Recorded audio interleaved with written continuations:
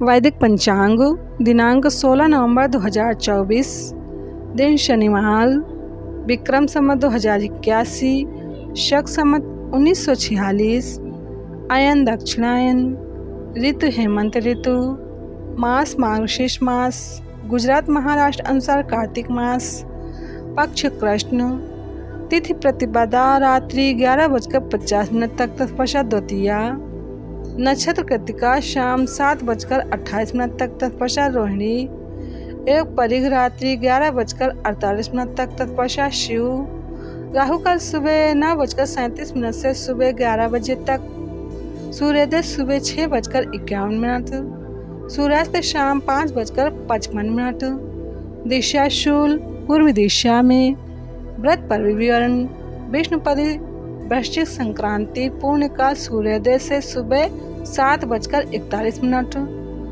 विशेष प्रतिपदा को कुसमान्य कुम्हड़ा पेठा न खाएं, क्योंकि यह धन का नाश करने वाला है।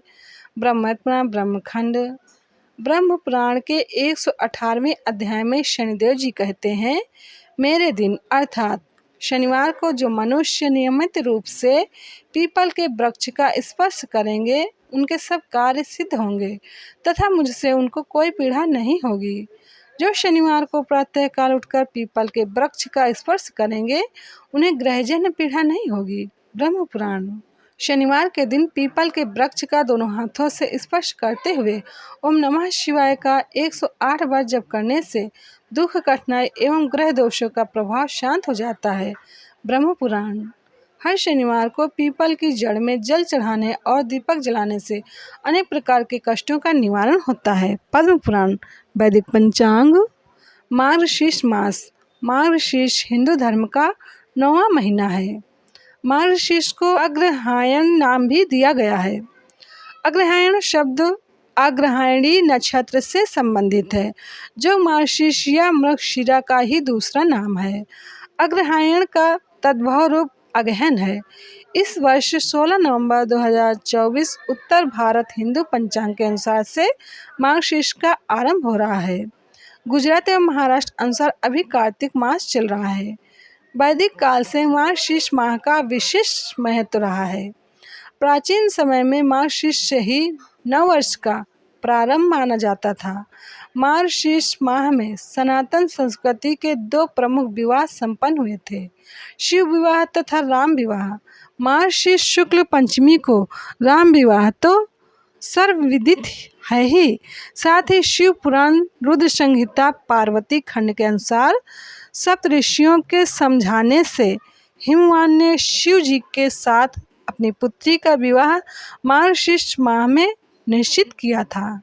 श्रीमद् भगवद गीता में श्री कृष्ण स्वयं कहते हैं, मासा नाम मार्गशीर्षो अहम नक्षत्र नाम तथाभिजित, अर्थात मैं महीनों में मार्गशीर्ष और नक्षत्रों में अभिजित हूँ। स्कंद पुराण वैष्णव खंड के अनुसार मार्गशीर्ष में सप्तमी, अष्टमी, मास शून्य तिथियाँ हैं।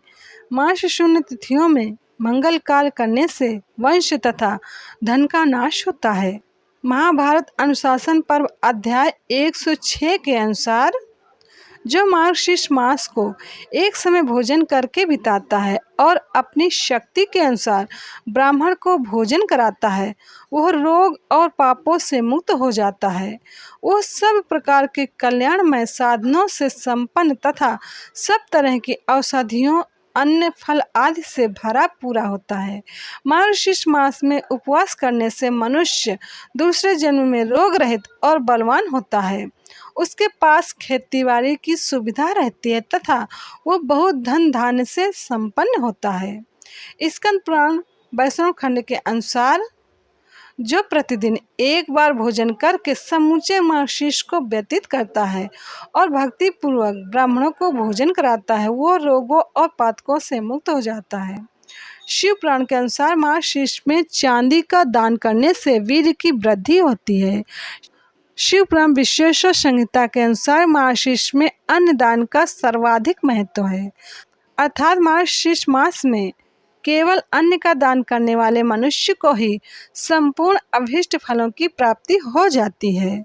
मार्गशीर्ष मास में अन्न का दान करने वाले मनुष्य के सारे पाप नष्ट हो जाते हैं। मार्गशीर्ष मास में मथुरापुरी निवास करने का बहुत महत्व है।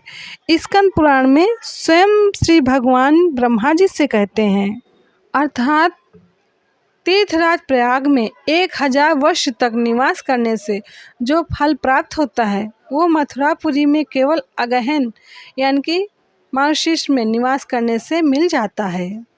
मार्गशीर्ष मास में विश्व देवताओं का पूजन किया जाता है कि जो गुजर गए हैं उनके आत्मा की शांति हेतु, ताकि उनको शांति मिले। जीवन काल में तो बेचारे शांति न ले पाए और चीज़ों में उनकी शांति दिखती रही पर मिली नहीं, तो मार्गशीर्ष मास में विश्व देवताओं के पूजन करते हैं भटकते जीवों के सद्गति के हेतु। वैदिक पंचांग संपादक अंजनी बहन नीलेश ठक्कर। वैदिक पंचांग प्रकाशित है सूरत शहर गुजरात। वैदिक पंचांग